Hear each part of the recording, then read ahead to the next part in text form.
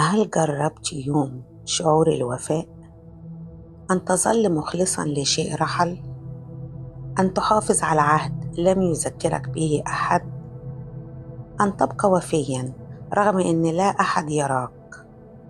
الوفاء مش كلمة ولا موقف، الوفاء نور. إذا سكن القلب ما عاد يعرف الغدر ولا النسيان ولا الخيانة. الوفاء الأول هو وفائك مع الله، أن تظل صادقا في العهد اللي بينك وبين ربك.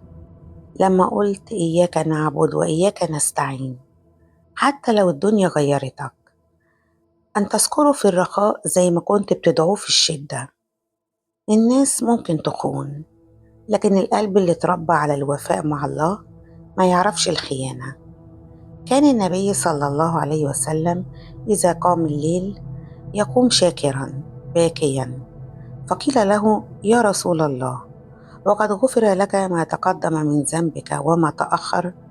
فقال: أفلا أكون عبدا شكورا؟ ده هو الوفاء. الوفاء مع رب كريم، ما تنساش فضله عليك حتى لو أغناك. وفاء صلى الله عليه وسلم لخديجة رضي الله عنها. تمر السنوات وتبقى الذكرى في قلبه حية.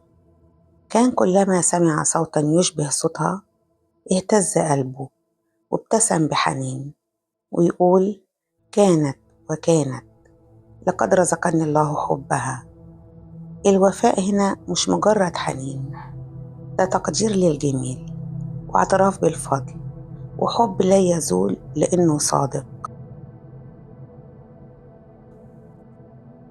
وفاء صلى الله عليه وسلم للصحبة.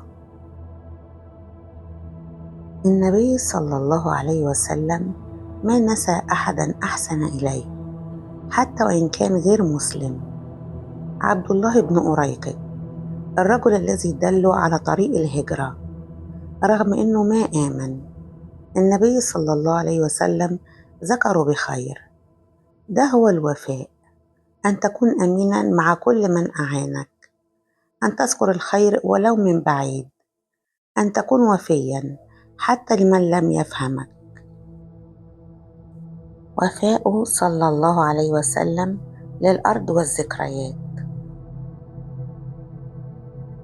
لما خرج من مكة وقف على أطرافها وقال: والله إنك لأحب بلاد الله إلي، ولولا أن قومك أخرجوني ما خرجت.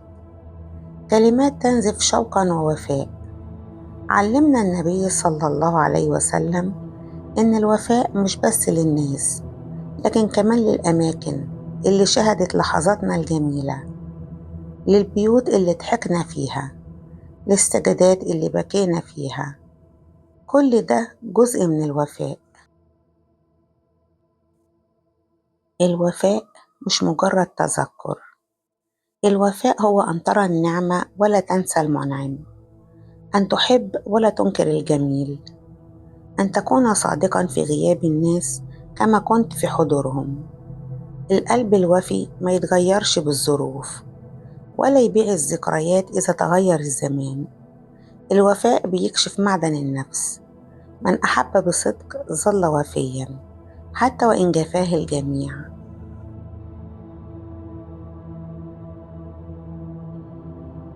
الوفاء مش خلق، الوفاء عبادة. لما تكون وفيا فأنت تعبد الله في صمت، تحفظ الود وتحسن إلى من أساء وتذكر من غاب وترد الجميل بالدعاء. فاسأل نفسك الليلة: هل أنت وفي مع ربك؟ هل أنت وفي مع من أحبك؟ هل أنت وفي مع الأيام اللي صنعتك؟ تعلم من نبيك صلى الله عليه وسلم الوفاء، فهو من بكى على من رحل، وابتسم لمن خانه، ودعا لمن أذاه، وظل وفيا حتى وهو تحت التراب. لأن الوفاء عنده ما كانش خلق، بل كان نورا من الله يسكن قلبه.